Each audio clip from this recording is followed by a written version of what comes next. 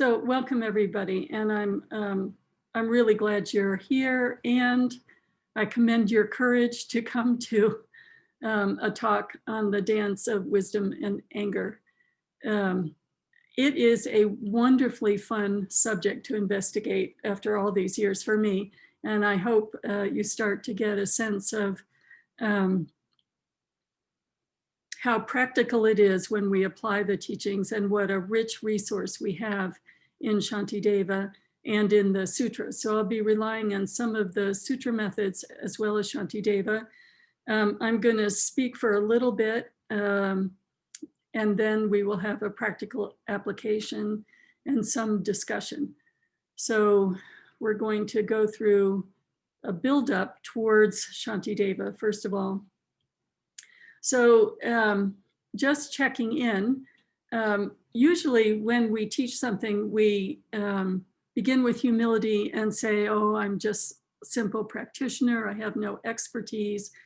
But I have a lot of expertise in anger. It's one of the few things I feel it's appropriate to say, to claim expertise. And I'm confident that since we're all human beings, you have a lot of expertise in anger. So first of all, we can start out with great confidence that there'll be plenty to work with, and that it's going to be a rich exploration. So you do not have to publicly respond, but you could if you wanted to. There are dials on the Zoom where you can raise your hand. So how many people, we're all good Buddhists, how many people think bodhicitta is good and anger is bad?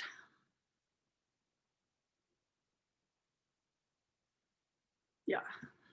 And how many people like to pretend that we really don't have these emotions ourselves?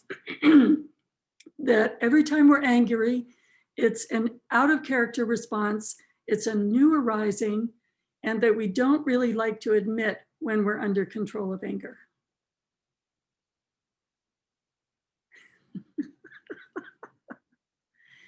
And how many people think really the solution is to just get rid of those feelings entirely because they are destructive and they cause us pain, and we just want to excise them?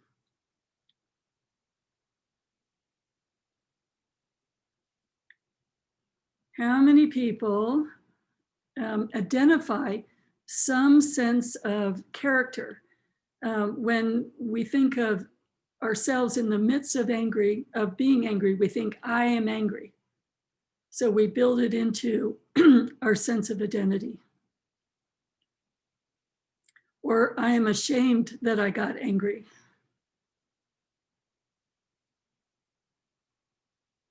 And how many people think, as we study the Dharma, I really want to become a different person that doesn't have anger?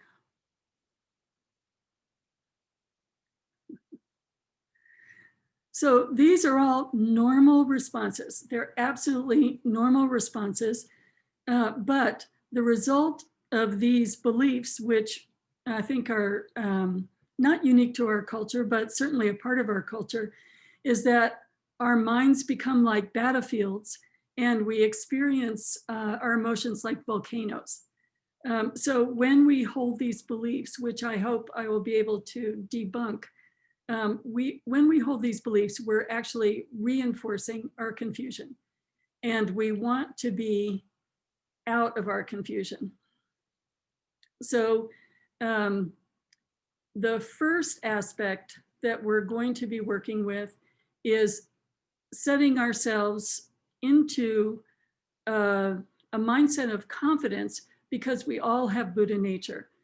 And I really love this example of Buddha nature. So we can think of our Buddha nature like this crystal. So this is a symbol of the clarity of our mind and the wisdom of our mind. And when we think of practicing so that we eventually access this Buddha nature, this is a good metaphor for part of it, in the sense that ignorance and our Buddha nature are co-arising. But we can think of it this way in terms of what obscures our Buddha nature.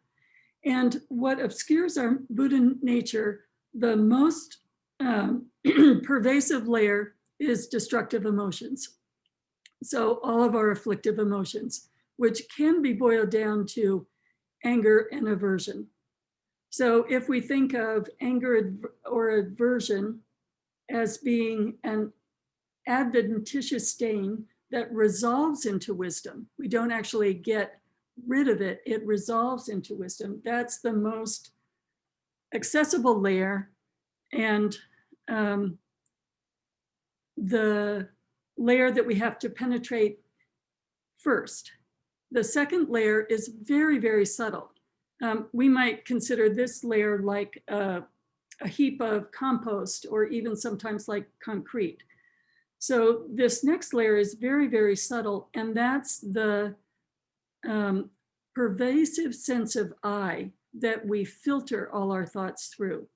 So it's not consciously thinking I, but it's a very, very subtle sense of I. So our actual nature is this clear, light mind. So remembering that that's our actual nature gives us the courage to look at our minds. So I always find when we're doing these investigations that it's very important to start with that reminder first, because I think almost everyone feels that there is something wrong with them because they have these difficult emotions, as opposed to there is something human about them. And we do, to some degree, identify with the difficult emotions and not with our Buddha nature. So we want to start identifying with our Buddha nature and becoming curious about the difficult emotions that cloud our Buddha nature or obscure our Buddha nature. And in order to do that, I think one of the most important things I've learned in all the 30, 40 years of meditation that I've been doing, the most important thing is in the very beginning, creating a context of friendliness. So often we exist in a minefield or a battlefield or among volcanoes. And I think our culture has reinforced a level of self-denigration or self-hatred. And so the first thing we need to know about investigating our mind is that in order to be transparent to ourselves, we have to first make friends with ourselves. If we hate a part of our mind, then we don't really want to see it. We don't want to explore it. We don't want to be open to it. So it seems like a very simple thing, but it has made a profound difference in my meditation life to consciously cultivate friendliness and curiosity about an attitude, as opposed to identifying with the negative. So as we work together for the next 2 days, I invite you really to approach your mind as a really dear friend. You know that when you're with a dear friend and they're in trouble, they can tell you everything. And you won't think badly of them, you'll just be thinking, how can I help? You know, when you're working with a child who's troubled, you're just searching for a way to relieve the suffering, and you're so gentle and helping the child to see that this pain is something they're causing to themselves. So we're really going to be looking at how anger harms us. And so we have to be open to seeing it, and we have to be tender and gentle and curious. So anger, when we define it, it is a huge category and it's a simple category at once. So we can think of it as the really obvious, being unable to bear someone or an object or a situation and harbor ill will towards it. That's a a very traditional definition of anger.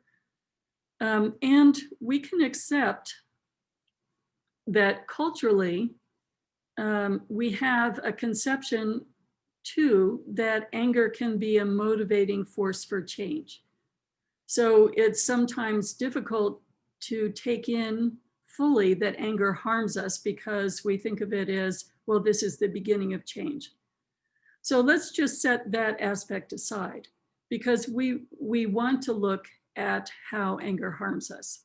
And I think we can agree that when we use anger as a motivation to make a beginning towards change, if we stay in that anger and act from that anger, that is probably unwise.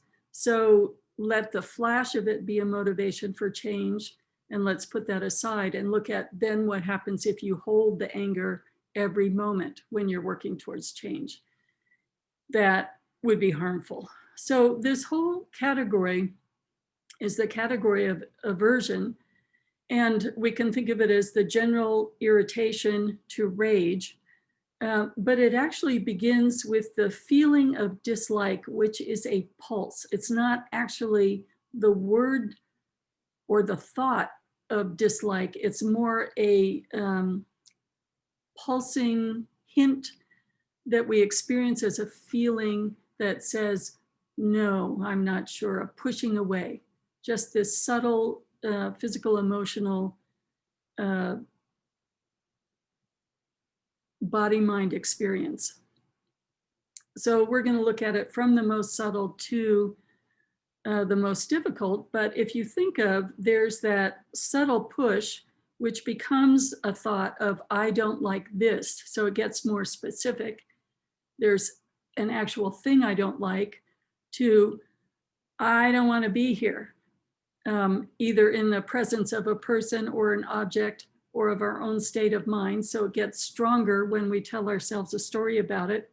And then as we reinforce the story, we go towards another level of intensity, which is get me out of here. You know that feeling really well, where you start screaming inside, get me out of here. So it is that whole range, and it can be in the context of a situation, and it can be in the context of a memory or a state of mind that we're experiencing that we don't want.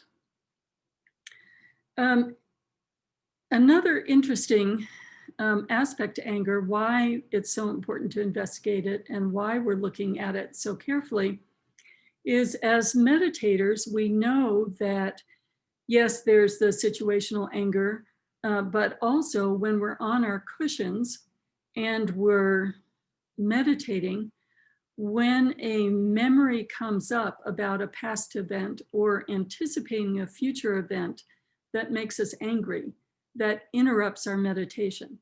And if it is a long-held habit of anger, a deep wound, we immediately go into that train of thought, and it feels as though it's uncontrolled, that we get on that train and it, all of a sudden accelerates and our mind is far away from meditation and we're in the past situation. And for those who experience some sort of PTSD, it can feel uncontrollable. So one of the things I really like is how viscerally we talk about anger. And I love going back to the sutras because the Buddha was communicating to so many different kinds of people that he really made it accessible. And he would say, well, it's like you're enslaved. It's like you have fetters.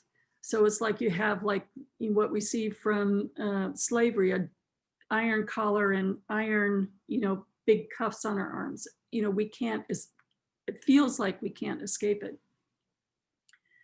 And the most exquisite and tender example that he gives, I think, is working with anger is like a snake trying to shed its skin. And I find that such a lovely example because we know if there is a very difficult situation in our life, a very deep wound, that we consistently respond to with anger, that as we work on it, it is so slow and so painstaking that I can imagine it. With some things, of course, we work on for years. It feels as slow and difficult as a snake shedding its skin, scale by scale by scale. So I love that Buddha was so kind to give such a useful example. And it gives us a sense of, okay, this is our mind. We can be really patient with this. And as we make friends with our minds and start to become less afraid of what's going on in our mind and start to listen to the difficulties in a fearless kind of way, knowing that truly we are only our Buddha nature, we can start to take apart and look at all the different components. And that in doing so, we will be able to free ourselves from these very painful fetters and enhance our meditation practice. And even more important, one of the extraordinary teachings that Pema Chodron gives very, very consistently is that when we do this investigation, when we really look and face our humanness, we can become authentically compassionate towards ourselves. Instead of engaging in self-hatred, we look at our own minds with eyes of compassion. And the point she makes about this, that it's only to the degree that we can look at our own heart mind compassionately that we can be authentically compassionate towards others. So when we do this work with our own minds, we are seeing in our humanness all of human nature. And we are seeing what causes this pain, what keeps the habit in place, and all the steps we take towards freeing ourselves is like going to medical school. Then you can be skillful doctor for others. So then we come to wonderful Shantideva. And I really appreciate Shantideva because he sets up a very practical framework for working with anger. One of the things we learn pretty quickly is if we don't like our anger and don't want to face our anger, first we have to talk ourselves into why we want to do this. We can't just jump into it. We have to really convince ourselves, yes, honey, you really do want to see this. You really do want to look at the shadows and demons in your mind. It's not enough just to have the aspiration. We have to actually convince ourselves. And the reason we have to convince ourselves is without realizing it, lifetime after lifetime, we have set up such a habit of anger that it is actually more comfortable for us to be angry sometimes because we know it. Whereas restraint is new to us, it can feel very uncomfortable. And so when we're trying to dismantle one habit and begin another habit, we have to work our way towards it in this very gentle, careful, and kind way. So I'm going to focus really on the patience chapter, but I want to give you an overview of this very beautiful framework because for that very reason, how he sets up patience is important. First, he looks at what is the meaning of life? What do we really want to do with our lives? And it is so often easy to forget that what we really want with this precious human life is to develop a mind of bodhicitta. So the first chapter is, let's really look at what is the greatest use of our life. then who can we look to? Who is a role model? How do we know there is a different way of being? Can we see someone who is like that and appreciate that there is a different way of being, and really take it in that our human potential with this mind is peace and bodhicitta? Then there is just an exquisite chapter on making offerings. It's just one of the most beautiful chapters, and I encourage you to take time to read it. Making offerings, and then even more beautiful aspirations. Just gorgeous aspirations. May I be the medicine, may I be the bridge, may I be the earth that supports sentient beings of all kinds.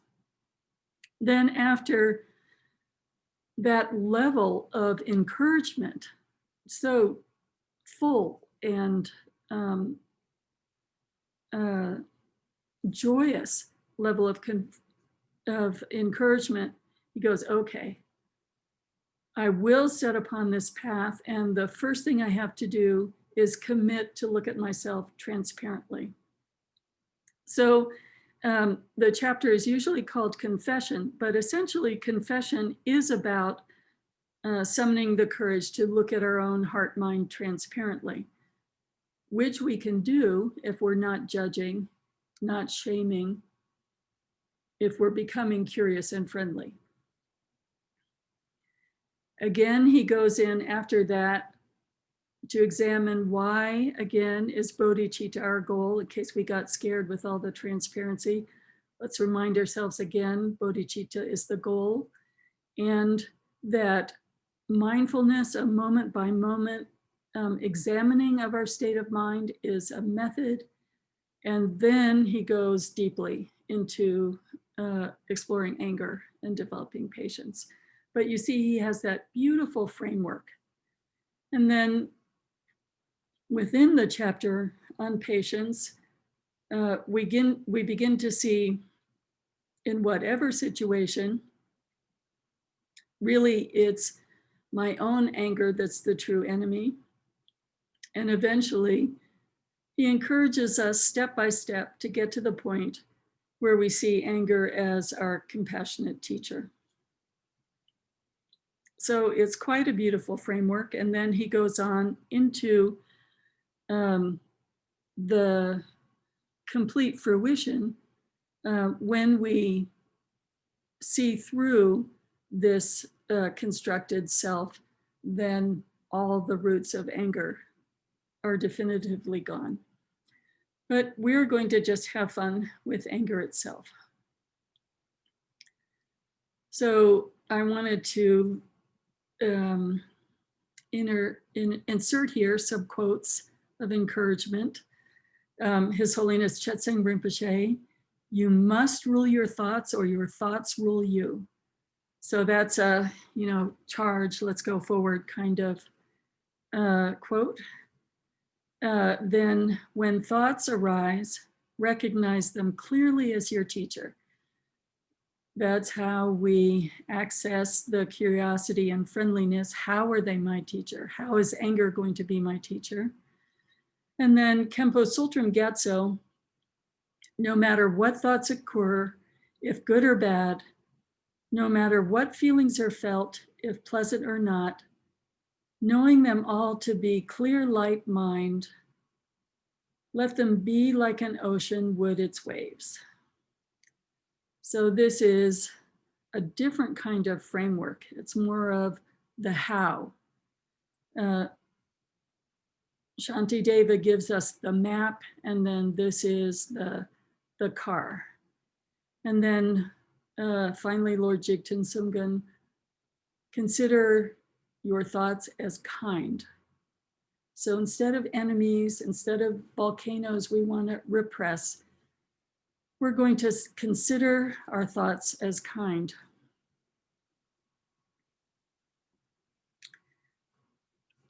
When I was thinking about this,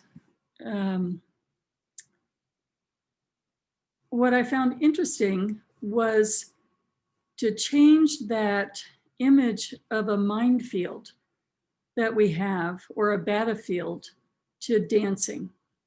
So one way to become friendly and curious with our mind is to see what the metaphor of dancing with our mind is like. So if we think about when we're first investigating our minds and we're fearful or uneasy or afraid of being transparent, it's like when you're first learning to dance with a partner and it feels sort of awkward.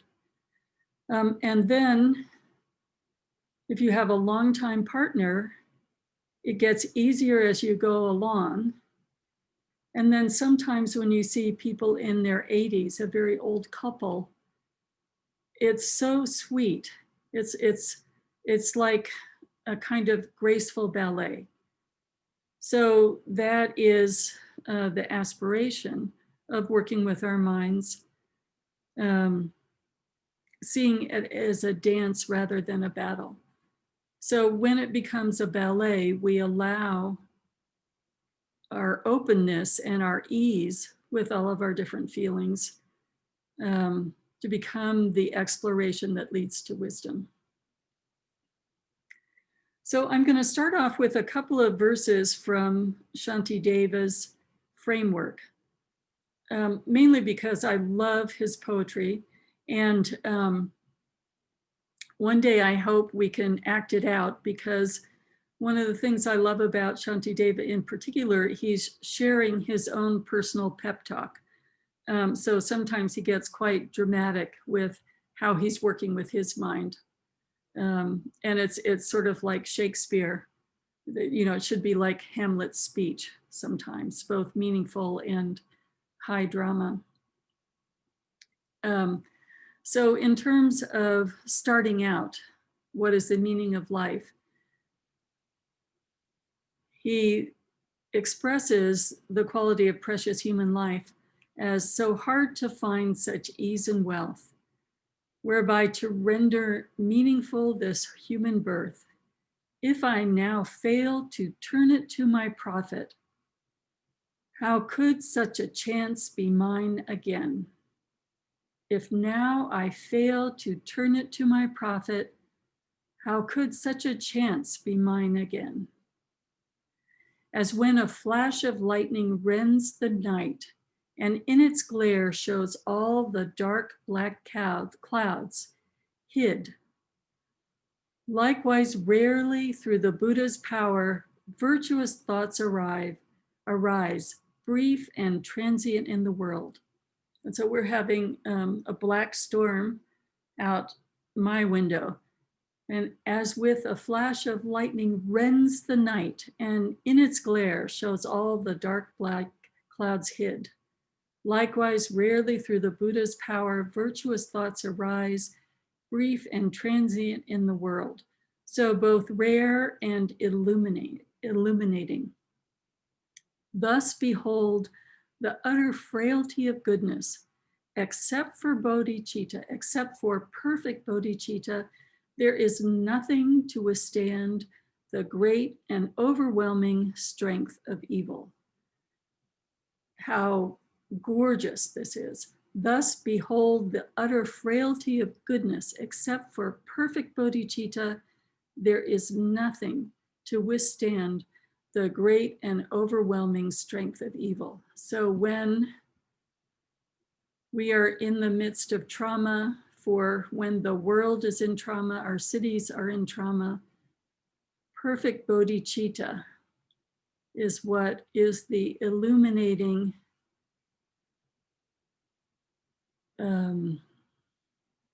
response that withstands the overwhelming strength.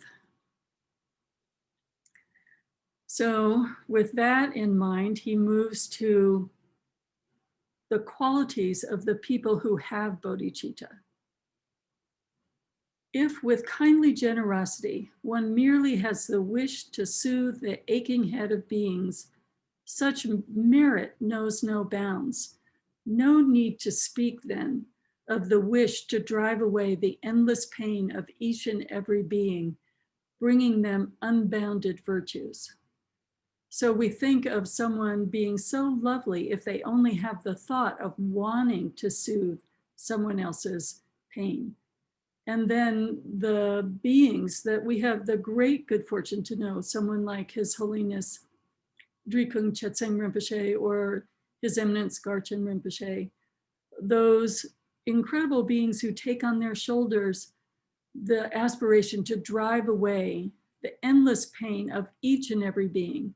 As we say in the opening prayer, even those enemies who hate me, obstructors who harm me, with that quality of mind, this pain dispelling draft, the cause of joy for those who wander through the world, this precious attitude, this jewel of mine, how shall it be gauged or quantified? How could we possibly gauge or quantify the extraordinary mind of bodhicitta? For if this simple thought to be of benefit to others exceeds in worth the worship of the Buddhas, what need is there to speak of actual deeds that bring about the weal and benefit of beings? But those who fill with bliss all beings destitute of joy, who cut all pain and suffering away from those weighted down with misery, who drive away the darkness of their ignorance, what virtue could be matched with theirs? What friend could be compared to them? What merit is there similar to this? To them in whom this precious sacred mind is born, to them I bow. I go for refuge in that source of happiness that brings its very enemies to perfect bliss. May all sentient beings, even those enemies who hate me, obstructors who harm me, so those beings that hold the mind that brings happiness to their very enemies, I bow down to those teachers. So then momentarily, I want to go back to Buddha nature. The confidence that Buddha nature adds to our practice is, yes, we can see the extraordinary precious beings that are our teachers. We can see His Holiness the Dalai Lama, the perfection of his mind, holding no enmity towards the Chinese.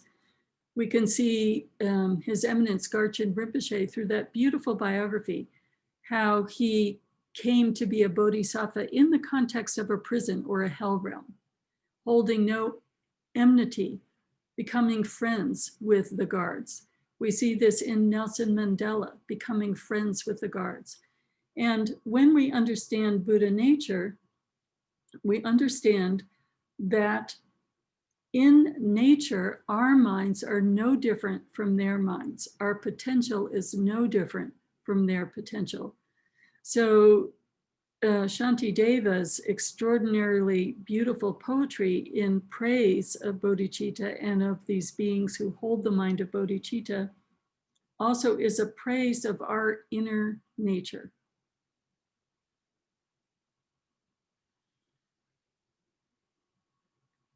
And again, in the significance of cultivating friendliness and curiosity, when we allow ourselves to turn our anger inwards into self-hatred,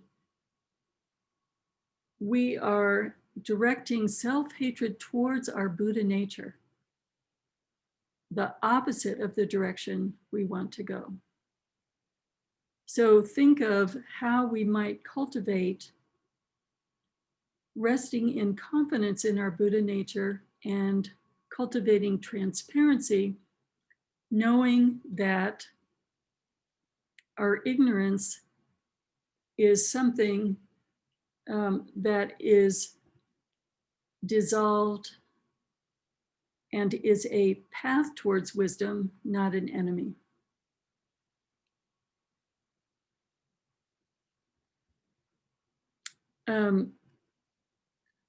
Now I think we're at chapter 4, so quickly going through this incredible poetry. And I just wanted to read one of the verses or a couple of the verses from the aspiration. So knowing that our nature is the same, we have the same potential, the same capacity, if we choose to investigate our minds and fully see our humanness, then we too can become bodhisattvas and eventually Buddhas. Like the earth and the pervading elements, enduring like the sky itself endures, for boundless multitudes of living beings, may I be their ground and sustenance. Thus, for everything that lives, as far as are the limits of the sky, may I provide their nourishment and livelihood until they pass beyond the bounds of suffering. So he makes this fabulous poetry of aspiration, and in the joy from that aspiration makes a commitment to train. Just as all the Buddhas of the past embraced the attitude of awakened mind, and in the precepts of the bodhisattvas, step by step abode and trained, just so, and for the benefit of beings, I will also have this attitude of mine, and in those precepts, step by step, I will abide and train. And actually, he goes right into the words that we say as our bodhisattva vow, and even concludes with the longer recitation that you might recognize from Nunnery. Today, my life has given fruit. This human state has now been well assumed. Today, I take my birth in Buddha's line and have become the Buddha's child and heir. And what I love about Shantideva is then immediately goes, but when I took the vow, I didn't know what I was saying. Honestly, I didn't know how hard it was going to be. Oh my goodness, what have I done? So really, if you can read Shantideva with a sense of humor, he just never fails to crack me up. So then he has to calm down and say, okay, step by step, I see this example, I can have these aspirations. What is the step by step? Thus, having found reprieve from all these things, if I now fail to train myself in virtue, whatever greater folly could there be? How more could I betray myself? And though all this I understand, but later waste my time in foolish idleness, then when my time comes to die, comes round, my sorrows will be black indeed. It is if I'm benumbed by sorcery, my mind reduced to total impotence, with no perception of the madness overwhelming me. Oh, what is it that has me in its grip? Can't you just see Shakespeare acting it out? So he's, so very human and kind. And now he gets right into exploring anger and the obscurations. Anger, lust, these enemies of mine, are limbless and devoid of faculties. They have no bravery, no cleverness. How then could they have reduced me to such slavery? They have no agency. They are mirage-like thoughts passing through their mind. How is it I let them control my mind? It is I who welcome them into my heart, allowing them to harm me at their pleasure. I who suffer without resentment. Thus my abject patience all displaced. No other enemy indeed has lived so long as my defiled emotions. Oh, my enemy, afflictive passion, endless and beginningless companion. So his language is dramatic. And again, we're going back to dancing and not enemies, but I love his drama. So he gets to a really key verse. So we're looking at our mind, we're looking at things that arise, we're looking at, we have been controlled by anger that feels like a fetter, like feels like something that we have no agency, that we can't get out of. And so he's leading us into a really beautiful exploration. Let's look at the situation, whether it's a memory, whether it is the emotion itself, whether it's with a person or a situation. All right, so there's my mind and an object of my mind, right?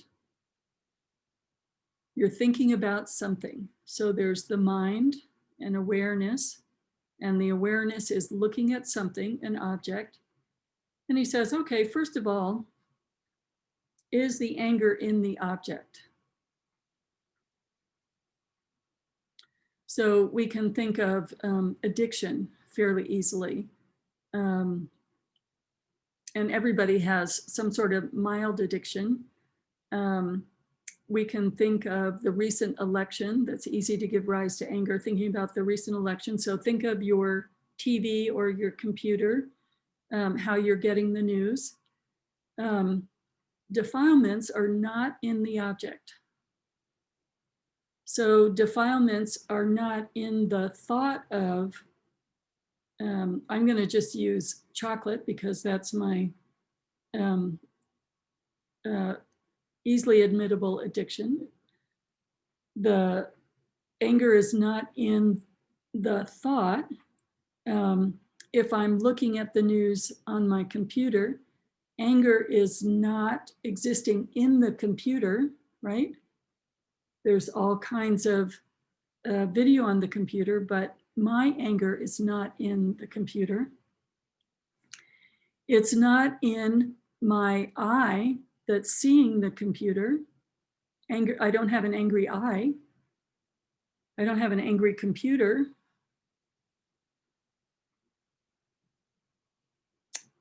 I don't have anger in between, like a mist in between myself and the computer that's displaying the news. Anger isn't in my ear. Anger isn't in the sound vibrations that are going into my ear. He says, okay, let's just look at this logically. Let's first of all just look at anger very, very logically. Where is the anger exactly? So if it's not in the object, and if it's not in the faculty, and if it's not in between myself and the object, exactly where is the anger?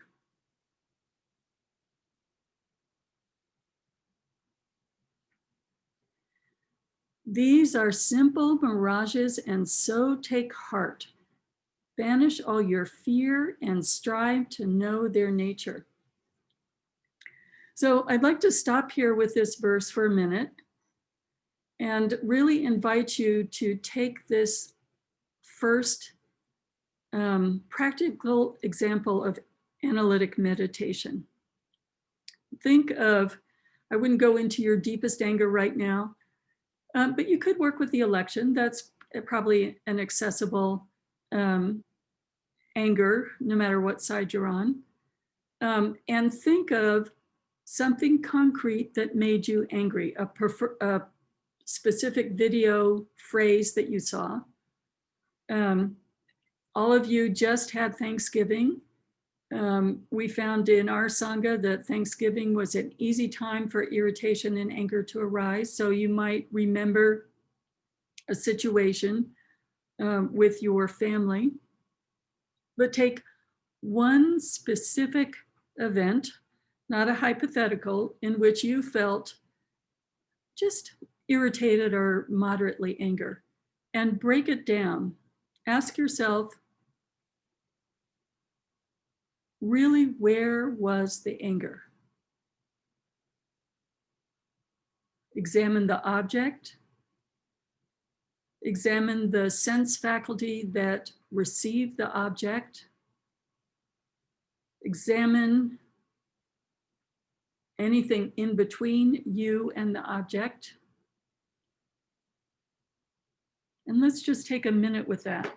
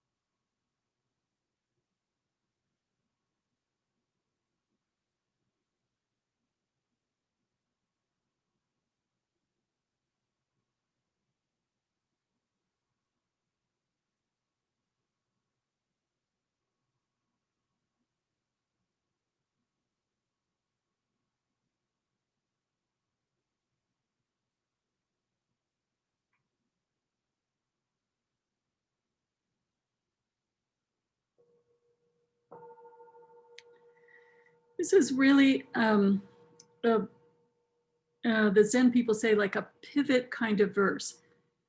We've built up our confidence and our courage to start to look transparently and start to question why it is we feel like we have chains. What is this anger that has such a hold on us? So I want to take a minute, and we're going to have a couple of discussion points.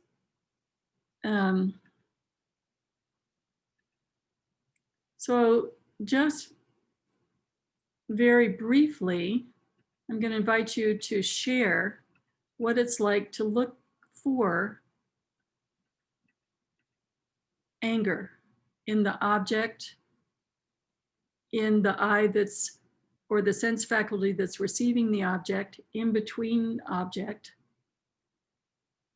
Where exactly is the anger, and how does searching for this begin to defuse being caught in it and open up curiosity?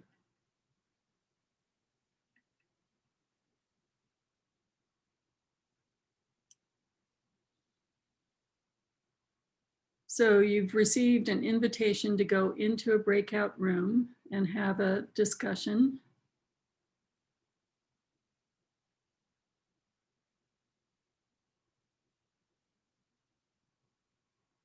Really take a minute to share.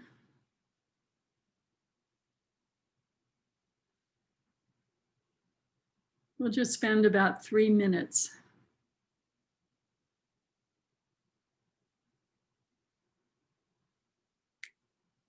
So those folks on Facebook and a few other folks didn't go into breakout rooms, but we can rest in that meditation here.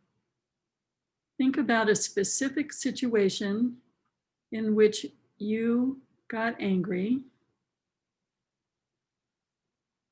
and really examine that situation from all sides.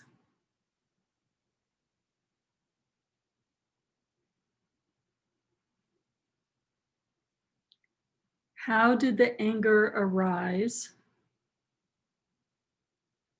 We like to think an enemy caused the anger. But is that really true? Is your anger in the enemy? Is your anger in the eye that beholds the enemy?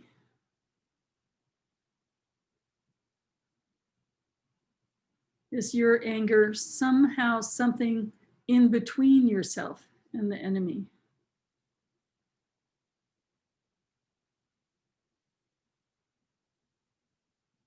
Is your anger a thing at all?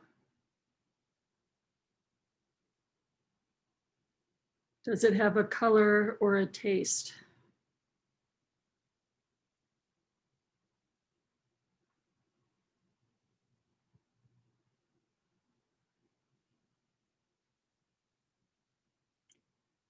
What happens when you become curious instead of trying to block or suppress the anger?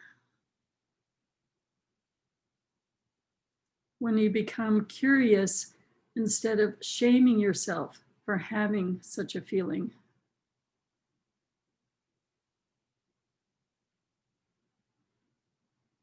How is that different from the habitual way you respond to anger?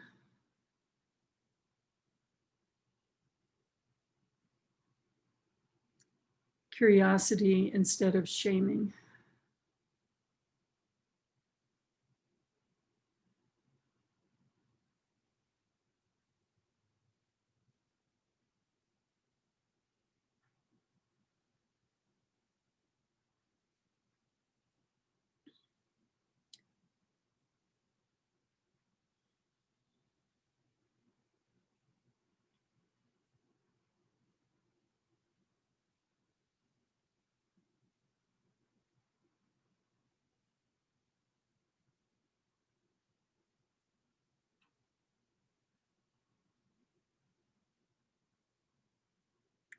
curiosity instead of shaming. Or we could say, for many people, curiosity instead of a shield or a protection.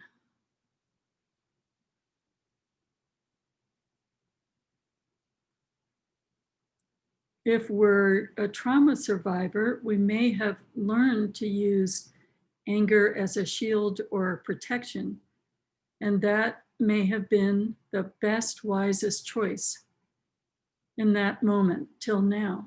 What if we become curious about it, though, and examine, do we need that protection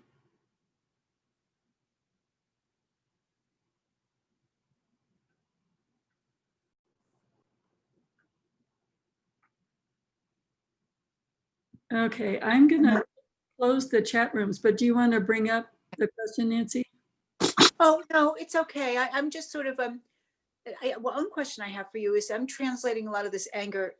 Fear, as you know, is one of my bigger issues. So that's okay, right? I can just switch that out, or Same thing.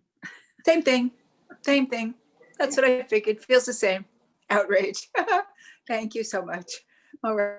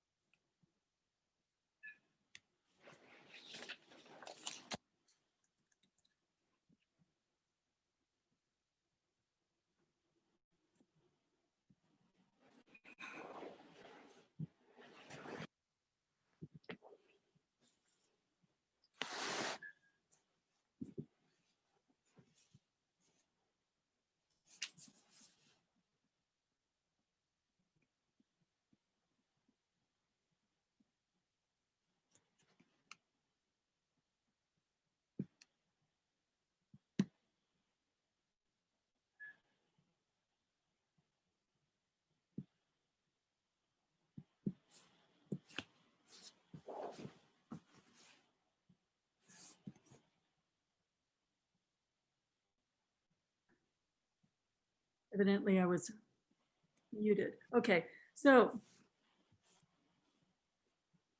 Shantideva is a rich field of discussion, and working with anger is so interesting and so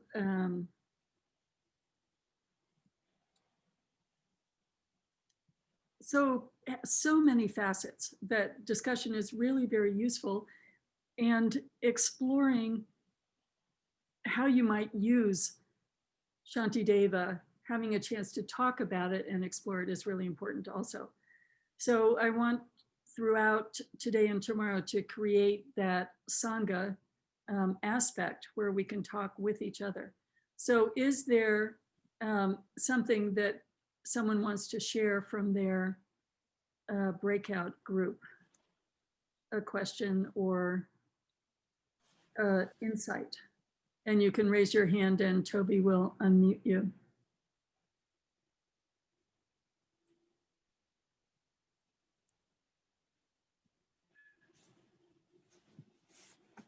Nancy, do you want to share your question?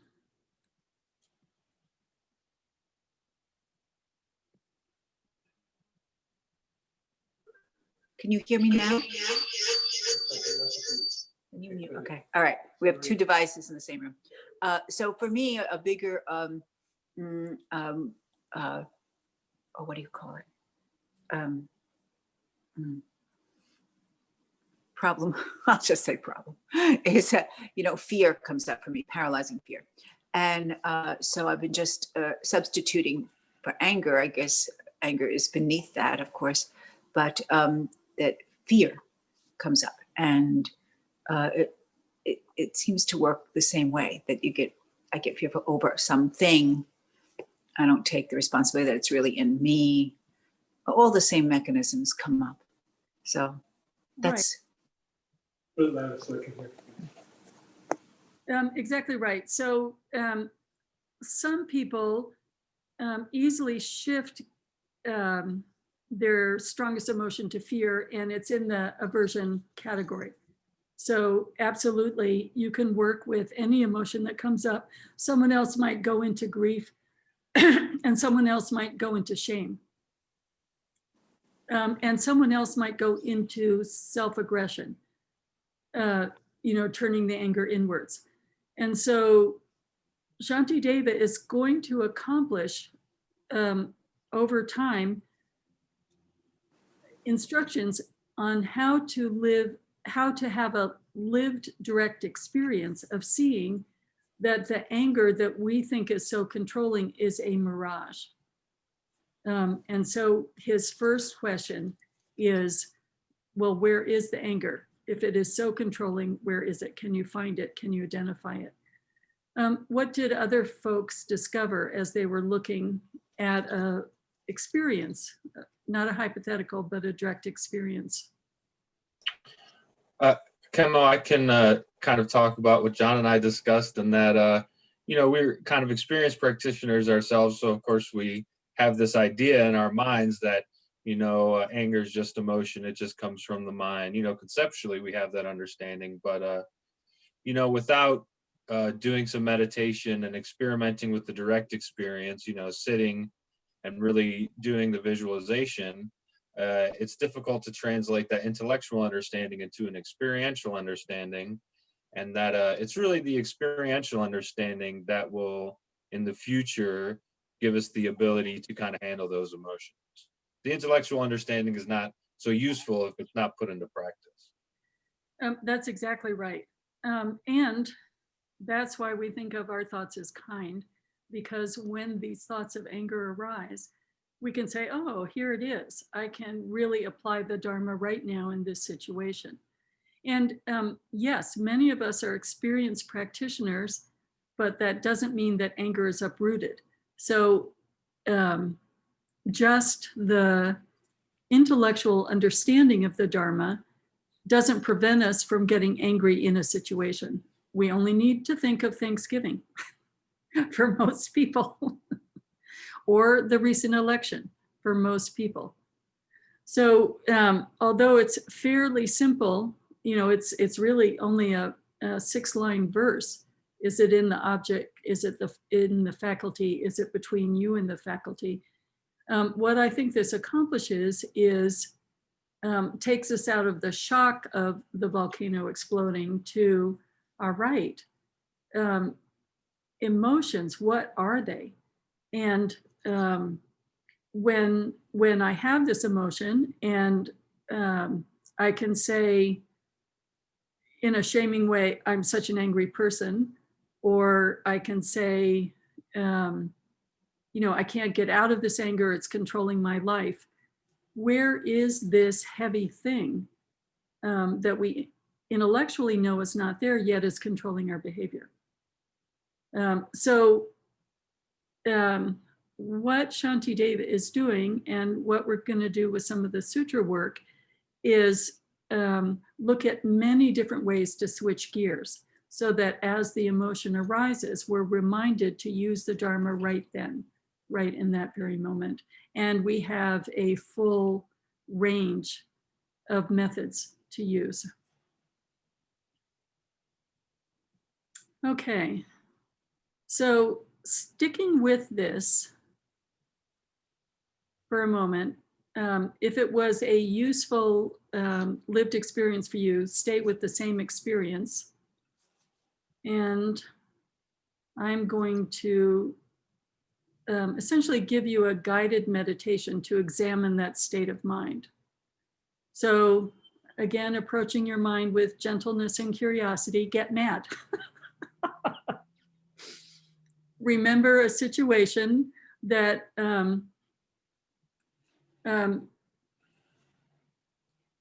made you angry or made you out of your best dharmic self, and pull that up. So just maybe go beyond gentle irritation to something that made you a little angrier. And again, the election is distant enough and from, being too personal, but easy enough to pull up a state of anger, no matter which side you were on. So that's an easy one. See if you can remember a state of anger and feel in your body what that feels like. We're trying to see how unpleasant that feeling is. So when Buddha talked about anger, he gave a really beautiful metaphor. He was saying when our minds are angry, it's like trying to see through boiling water. So we don't have clarity. We can't access skillful means. We can't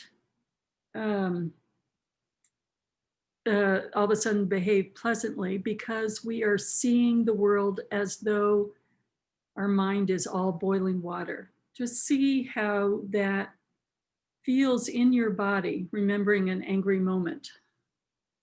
Let's just take a minute for that and see how apt that metaphor is.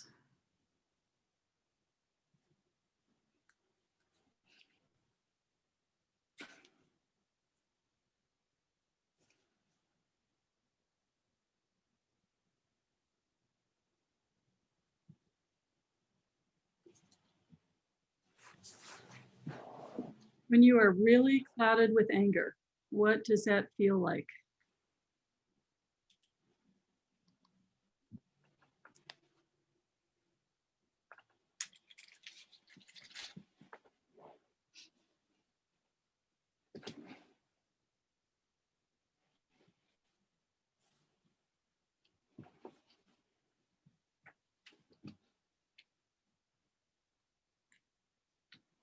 Notice what's happening in your mind.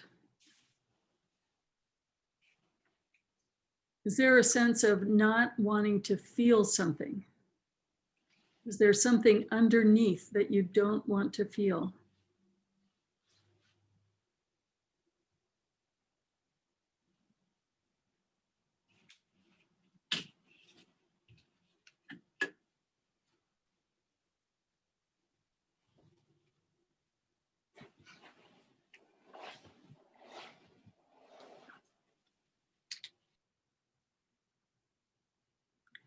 Sometimes there are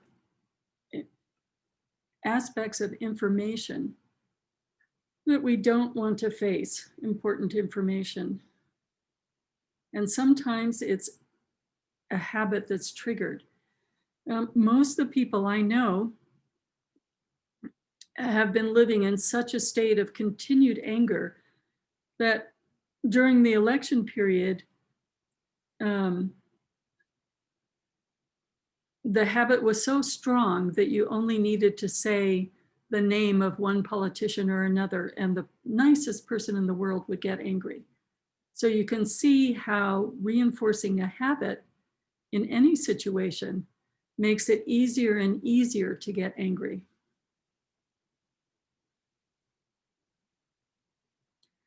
So when we're putting ourselves right in that situation of being angry, what is our mental attitude?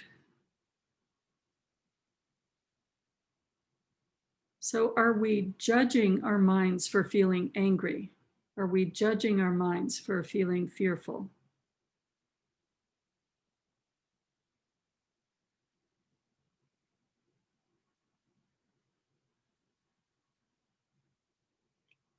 Are we angry with our minds for being in a state that we don't want?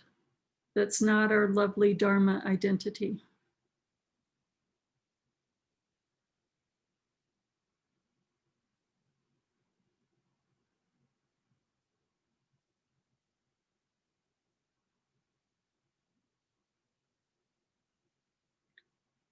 Do you feel a kind of frustration trying to hold those thoughts out of your mind, push them out.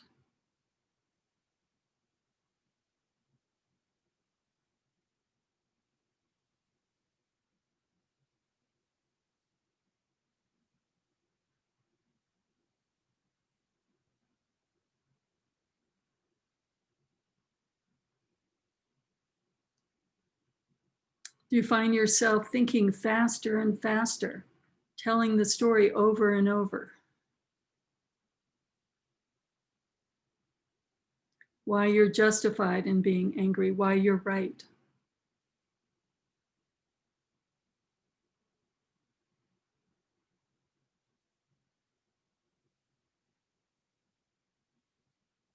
Okay, now experiment a little bit and just notice the quality of agitation. We talk about it as wild mind. So it's a way of not looking at the story anymore, but looking at the sensation of how you're holding your mind, how your mind is behaving. Would you say it's relaxed or agitated? And if agitated, what does that feel like?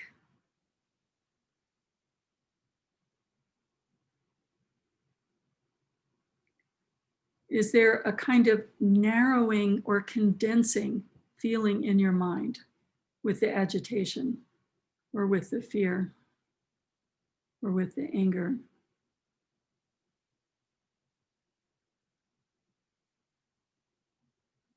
If you resist the thoughts, does that feel like your mind is hardening?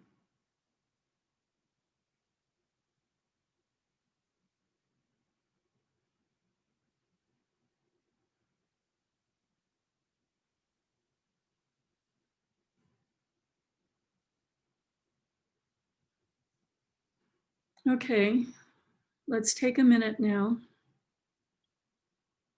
Just take a deep breath in or out. Let go of the memory or situation that you've been working with.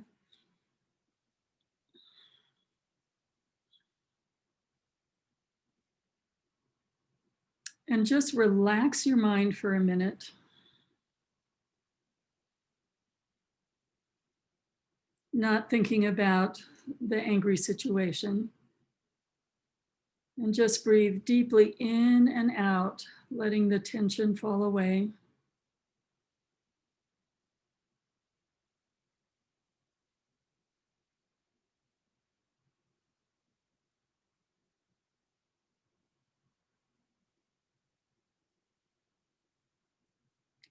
Now look at that quality of relaxation. And how does your mind feel to you when it's relaxed? Not the stories. Does it feel in comparison light or spacious or expansive?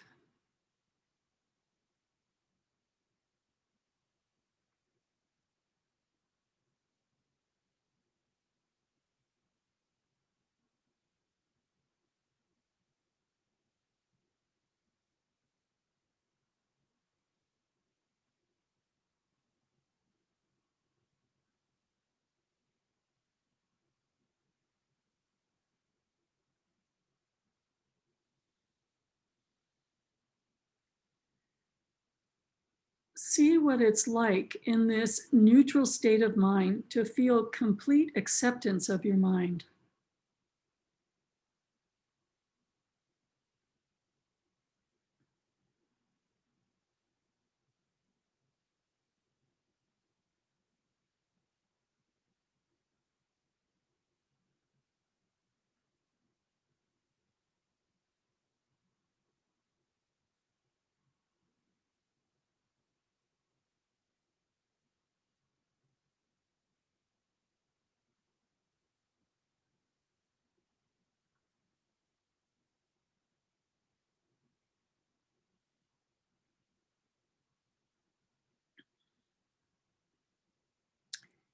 Interestingly, from the sutra tradition, the first question when we begin working with anger as a hindrance or an afflictive emotion is to look at how we're holding our mind when we're having that feeling. Do we increase the difficulty by resisting, judging, hardening up, tensing up? Sometimes if we're angry, we can actually feel our whole body tensing along with the emotion. So there's a whole exploration that we can do just to begin to understand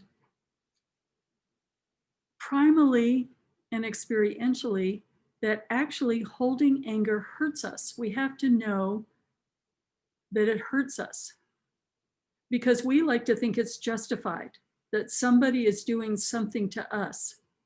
And we continue that story and relive that story over and over again, thinking that it's a kind of righteous, justified anger, not seeing that it's actually hurting us and hurting our mind, and that it hurts to have our mind like that. And when we start to understand that it actually hurts us, that gives us the selfish impetus to make a change. We can hear the fabulous teachings, we can make fabulous aspirations, but part of actually changing is to see, oh my goodness, this actually hurts and it hurts me. I don't like this. And I actually have a choice. I know what it's like when my mind is relaxed, and I know when my mind is tense and hardened into anger, and I can make a choice.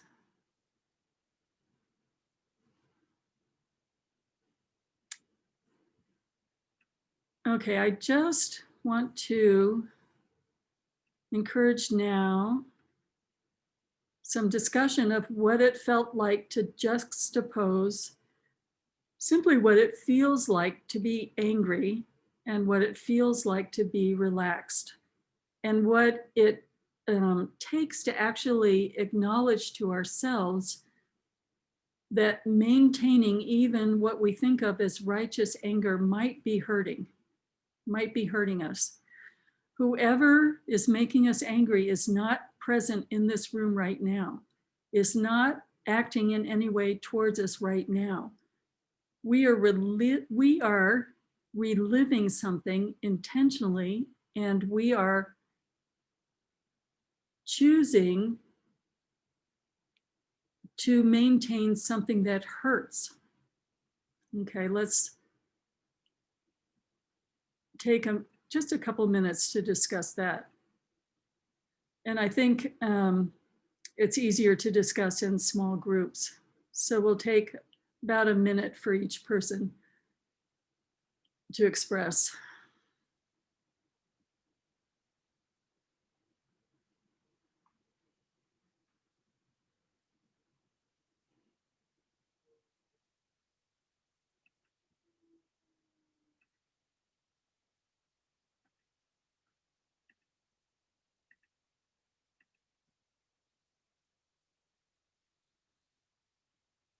I think there is something significant because the stories take over. And so to actually acknowledge that we hurt when we're angry, no matter what it is we're relieving, no matter how justified it is to have been angry in that moment, to replay that movie over and over again hurts us. And that really helps us further commit to exploring anger, to exploring suffering, and to exploring how to get out of our suffering. So we're going to give folks in their rooms a moment to discuss. For the folks that didn't join a room, is there anything you'd like to share about what you're experiencing?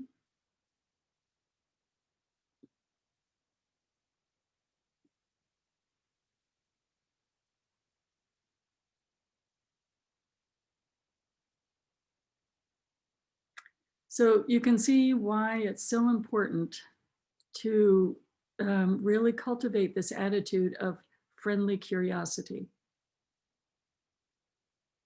Because these explorations are of painful things, or eventually will be of painful things.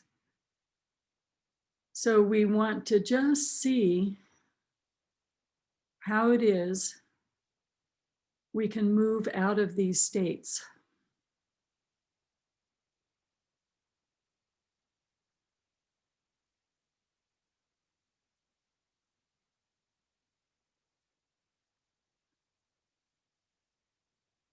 We're going to have maybe one more minute.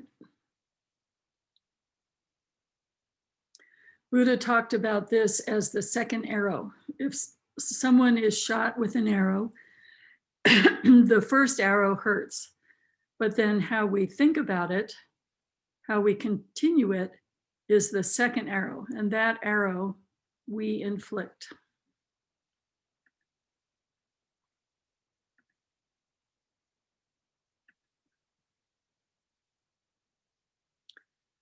So the breakout rooms will close in 1 minute.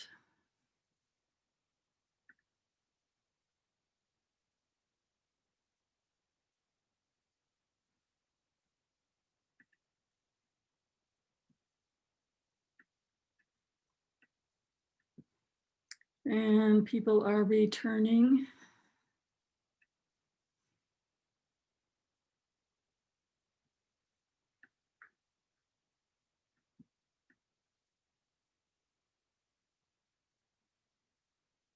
Okay.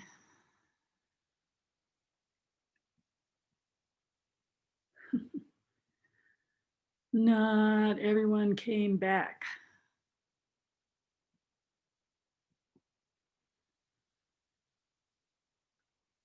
Okay, so are there any insights?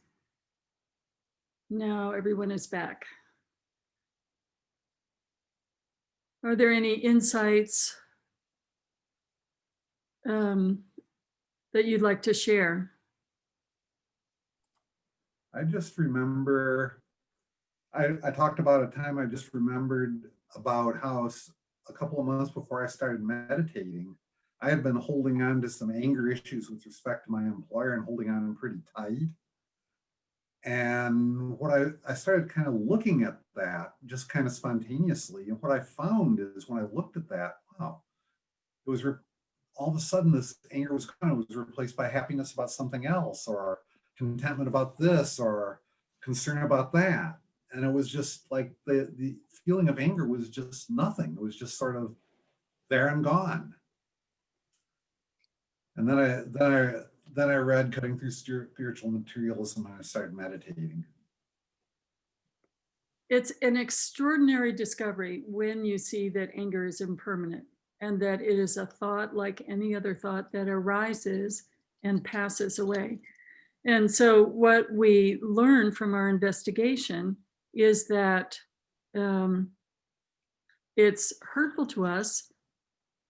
We do have choices, and that anger itself is impermanent when we don't keep reliving the movie, when we don't turn the movie on over and over again and rewatch it. Without the movie, it can't sustain itself. It comes about because we're reliving the memory over and over and over again.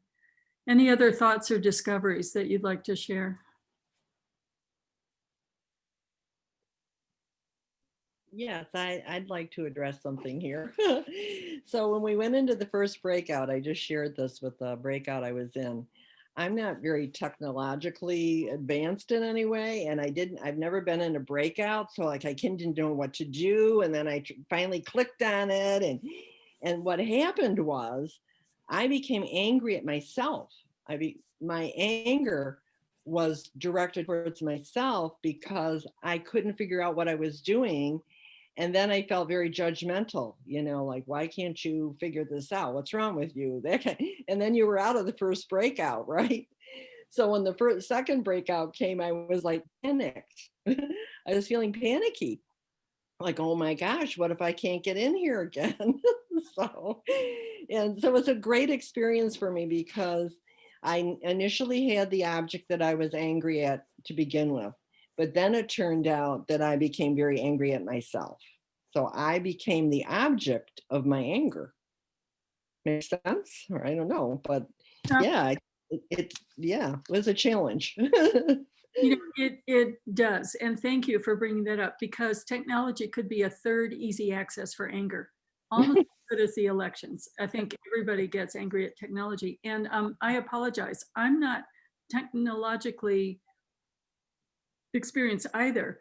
So I thought it sort of worked by itself, but next time I'll find a way to explain how it works. I think you have to press the button and then magically you're in the room. Yeah. I did it the second time. I got in okay, and everybody was very supportive. So yeah, thank you.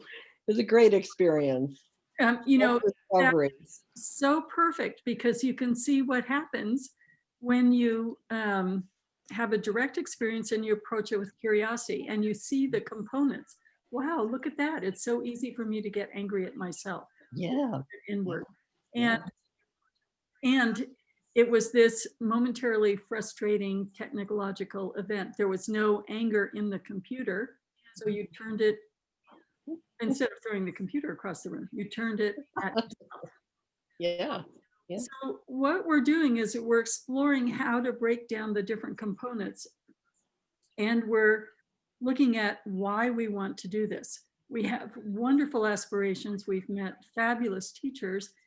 And we can see that holding anger actually hurts. And I don't want to minimize. This, because I'm inviting you to work with fairly accessible, superficial things that you can call to mind. But when you're on your cushion, anything can come to your mind. And that's why anger is considered a hindrance, because as you know, when we're on our cushions, all of a sudden a deep memory can arise and you don't know quite how to work with it. And all of a sudden it interrupts your meditation, interrupts your retreat. And we also know that many people have areas of trauma that are very scary. And so it makes it even more fearful to sit alone with your mind. And so if we can start to see that there can be a kind of flexibility of working with things, then it can seem less fearful when those aspects arise, and we have ways of working with those aspects. So another one of the sutra admonitions is, all right, you're in meditation and all of a sudden you have a disturbing thought. Look at how you hold your mind. You know, you can feel your body tensing up. You can feel you're starting to be carried away by distraction. You can ask yourself, is it wise or unwise in this moment to work with this distraction, this anger, this memory right at this moment? So there's a whole quality that we can look at of wise and unwise attention. If you have plenty of time, you might say, this is coming up over and over again. It's consistently interrupting my attention. I do have time today. This might be a day when I can completely break it down, look at it, and really dissolve a whole layer of it. Yes, I am going to take this on. Or you might say, oh, this old tape comes up every time I sit down. It's just one of my normal tapes. I do not have to give it space right now. I'm going back into my meditation. So as it starts to arise, you can make a choice. And as Sue Gale did, she could see, wow, not only can I break it down, but I can also dissolve it and choose not to extend the anger at technology that is a regular anger that comes up. I don't want to put words in your mouth, but for most people, anger at technology comes up fairly regularly. I don't have to look at that when it's interrupting me today. I can go back into meditation. All right. Any other thoughts or insights?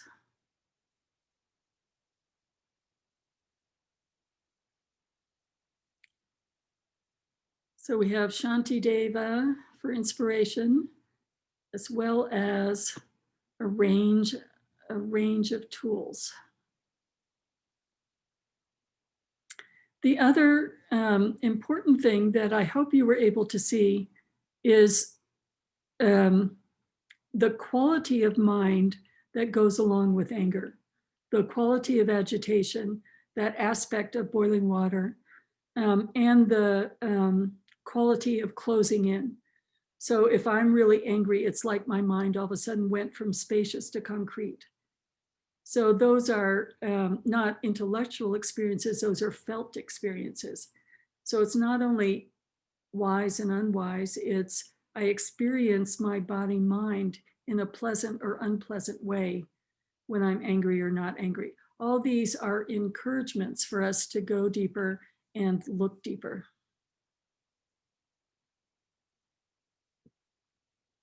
The third way of working in the sutras is to look at different kinds of antidotes. So Sue Gale was able to say that in the moment she was able to recognize what was going on and essentially switch channels.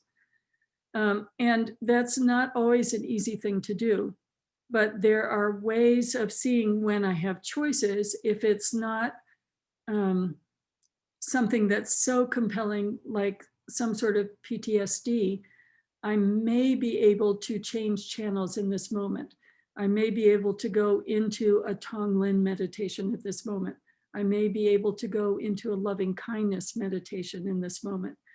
I'm not able to uproot the anger right at this moment, but I can choose to focus on a totally different meditation that produces a wholesome state.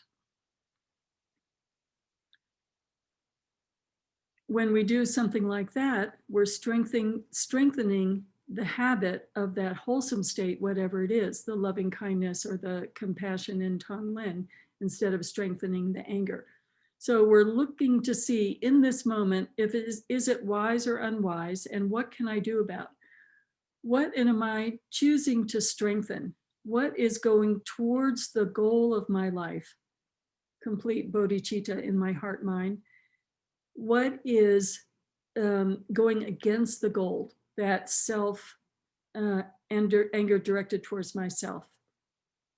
Can I really see and take this moment to say, okay, in this moment, I'm going to choose not to go into a self-harming state of shaming, judging, or reliving for the millionth time that situation. And I'm going to strengthen the habit of Tonglen or strengthen the habit of loving kindness. And this is not an easy thing to do. And I want to be really clear about this. Many people who have trauma would find this extremely difficult to do. So for the people who are working with deep wounds, or when you choose to work with a deep wound, then it's really important to have that tender gentleness and friendliness towards your mind and say, okay, the best response I can have to this memory is still anger, but I have a good habit of saying a mantra. I can't go into a loving kindness mantra, but I can say the Om Mani Padme Hum mantra. Then again, you're strengthening something wholesome instead of strengthening that harmful memory. Or many people find doing some sort of mindfulness of body or walking meditation is very useful if it's a very difficult recurring memory. So in walking meditation, you're moving. So you have to be able to think or you'll trip, right? So you have to have some awareness that's not in the moment of pain or some awareness that's not in the moment of anger, because you would fall down if you couldn't focus on putting one foot in front of each other. And it gives you something physical to think about instead of a thought. It's very easy for our minds to be carried away when we're just thinking about memories or the future, or using thoughts as the object of our consciousness. But if we're thinking about the felt experience of our body, either sitting or moving, there's a concreteness to the physicality that can be an anchor. So that's tremendously helpful. And you may also see, all right, I'm not going to think about the story of the anger. I'm going to think about where in my body that angry feeling seems to be. So the wisdom that Pema Chodron really emphasizes is when we drop the story, there will be a physical energy. There will be a buzz of some kind. And sometimes that buzz can be in a specific place. And actually, sometimes that buzz can actually feel like I can feel pain in my solar plexus if I'm working with something quite difficult. Without the story, the buzz and the felt location can't perpetuate itself. It can only perpetuate itself with the story. We have to keep feeding the story for that angry thought or emotion to be maintained. For those of us who live in Maine, so many of us have had wood stoves.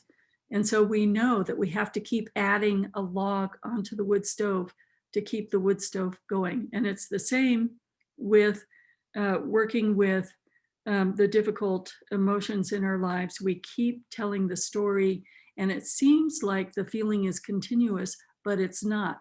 We give rise to the story so continuously that it feels continuous. Okay, so the very final instruction from the sutras, which I just love, is if you can do nothing else, if none of those techniques work, if they all fail, then what you do is you tense your body and grit your teeth. So it's so physical, and you have to concentrate to do it, that while you're doing it, you're not thinking about the story. And so for at least in that moment, you're tensing your body and you're gritting your teeth. That story is not controlling you. So these instructions I find so practical.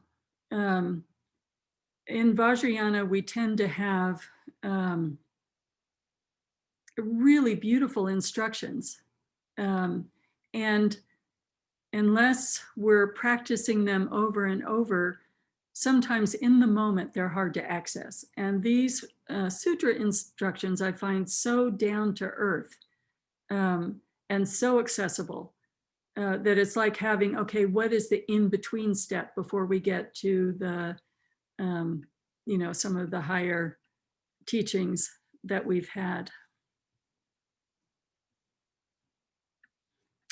So I want to go back to Shantideva now, because actually we haven't quite gotten to the patience chapter yet. He's just setting it up.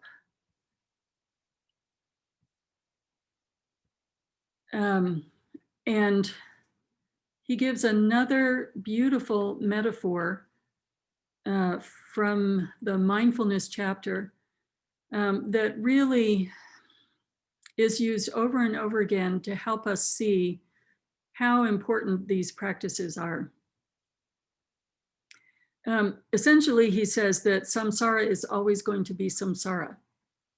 We are not in a pure land right now. No matter what we do, when we open our door and go out, there's going to be something eventually that's going to be in our face and irritate us. There are going to be angry people. There are going to be people who disagree with us. And so this quote, which you probably recognize because it's so often repeated, the hostile multitudes are as vast as space. What chance is there that they all should be subdued? Let but this angry mind be overthrown, and every foe is then and there destroyed. To cover all the earth with sheets of hide, where could such amounts of skin be found? But simply wrap some leather around your feet, and it is as if the whole earth had been covered. So as long as we're interacting, and you may think that, well, if you were in a monastery, everything would be peaceful, but no, that's not the case. We know families aren't always peaceful. We know sanghas aren't always peaceful. There are always hostile multitudes. But the difference is, if our mind is tamed, then no matter what arises, we don't get angry. Every foe, no matter what irritant, whatever difficult person there is, if our mind is tame, there are no longer any foes. They're simply confused beings who have Buddha nature like ourselves. Likewise, we can never take and turn aside the outer course of things, but only seize and discipline the mind itself. And what is there remaining to be curbed? So we can see one president is shifting to another president. The likelihood is that there's still going to be difficulties. Then we will shift to another president. There will still be difficulties. When we tame our mind, our response is different. So in the same way that we're learning how to view our minds with friendliness and curiosity, we're learning to view our minds with a complete and radical acceptance, as though our minds were our most beloved grandchild. I know a lot of you have grandchildren. If they were our most beloved friend, when we go in to look at our inner narrative with that attitude, and when we look just fearlessly, we know that we don't want our friends to hide our pain. We wouldn't want our beloved grandchild not to come to us with a problem. So when we're able to look with that acceptance, we learn how also to accept everything that's going on in the world as a dance of wisdom and ignorance, as samsara itself. Instead of resisting, instead of judging, instead of looking through boiling water, how do we look at samsara with that same gentleness so that we can see through a clear glass pane instead of boiling water? So it's not that we don't work for change. It's that we see the world and see our minds with tenderness, with knowledge of our Buddha nature, with acceptance, and then look at how can we apply skillful means in this situation, whether it's with our minds or whether it's with the world.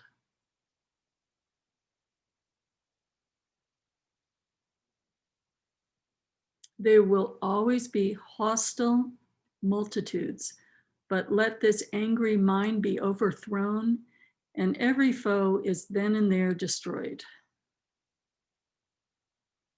What else is there remaining to be curbed? So as much as we get angry with ourselves, we also get angry with the world, with the situation that we're in. So we want to apply this acceptance, this spaciousness in both situations.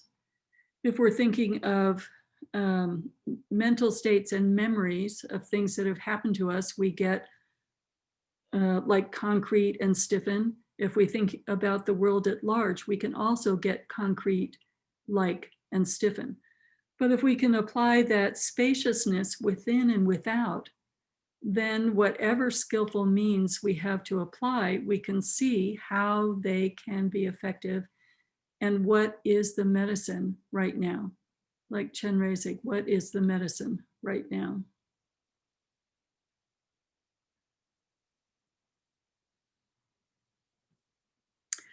So Shantideva is a wonderful example for this. He was a bad monk. He wasn't really a bad monk, but he went to Nalanda, the greatest monastery in the world. And believe me, if there are 5,000 monks, they have to be fed, the bathrooms have to be clean, classes have to be taught. You know, it is like a working university. Somebody has to be the librarian. Someone has to be the monitor. Someone has to, you know, work with the, you know, the new illiterate monks coming in. So it is like a small city. And when you're in a monastery, everybody has jobs, everybody has roles. And when Shantideva was working with his lived experience, he retired to his room and decided he was going to see the root, that he had the capacity in this moment to see the root. And so that's all he did. He stayed in his room.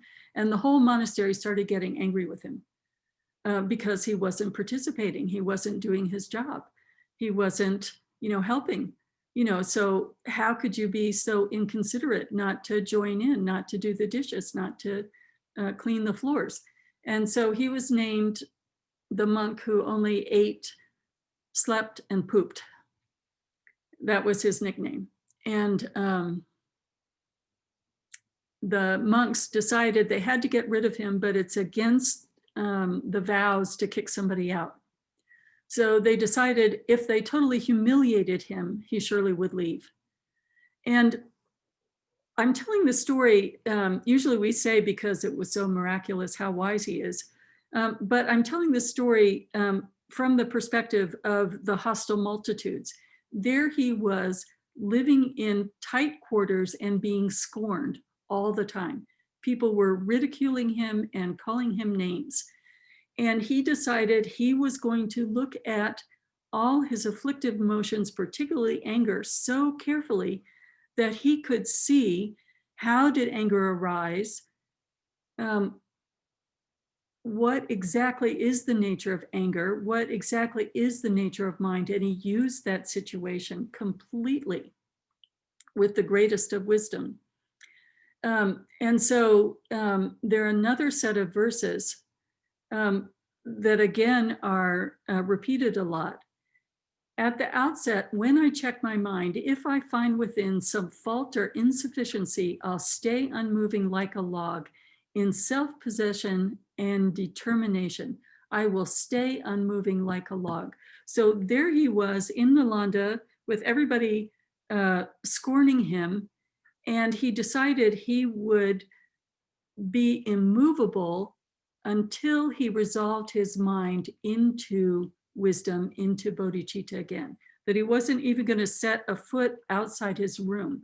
So he had that level of determination to look at his mind. And it's really incredible, especially when we are in difficult situations, to say to ourselves, I'm going to hold my tongue.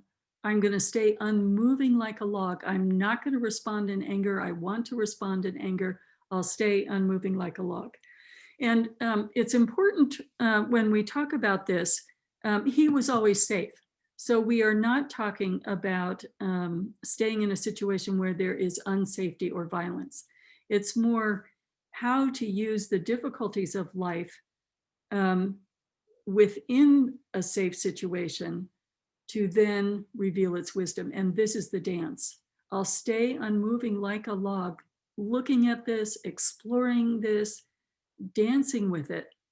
And when I feel like I can dance with it, when I have spaciousness again, then I will go back and do the dishes or go out and clean the floor or begin to teach. What was extraordinary about Shantideva's situation was they built a throne with no stairs to it, like a triple high throne, and said, it's your turn to teach.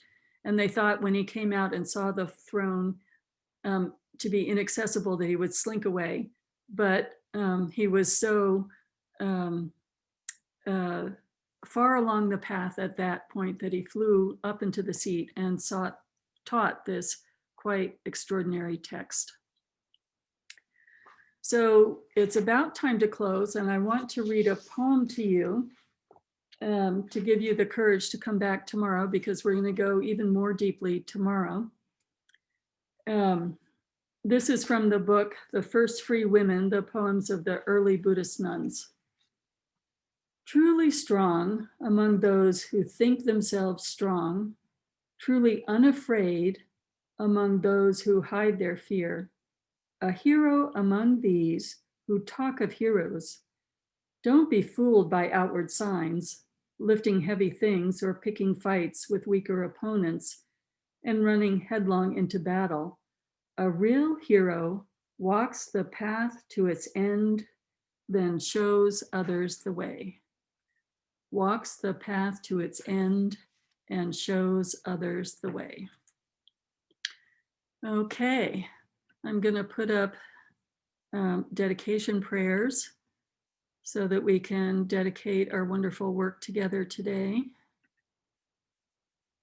And I want to thank you for having the wonderful courage to take a class on anger, to be willing to look at your anger today. And I hope to start to have some fun and sense of humor with the friendliness towards your mind, towards our mind, towards my mind too. By this virtue, may I achieve omniscience, and may all who travel on the stormy waves of birth, old age, sickness, and death cross the ocean of samsara by defeating all enemies, confusion, the cause of suffering. Bodhicitta, the excellent and precious mind, where it is unborn, may it arise. Where it is born, may it not decline, but ever increase higher and higher. I pray that the Lama may have good health. I pray that the Lama may have long life. I pray that your Dharma activities spread far and wide. I pray that I may not be separated from you. For this realm encircled by snow-covered mountains, you are the source of every benefit and bliss without exception. Tenzin Gyatso, you who are one with Avalokiteshvara, may you remain steadfast until samsara's end. Embodiment of the three precious jewels, Padmapani, who holds the teachings of the victorious one, seeing the all goodness meaning with the wisdom eye, may you who are spontaneously established activities live long for hundreds of kalpas.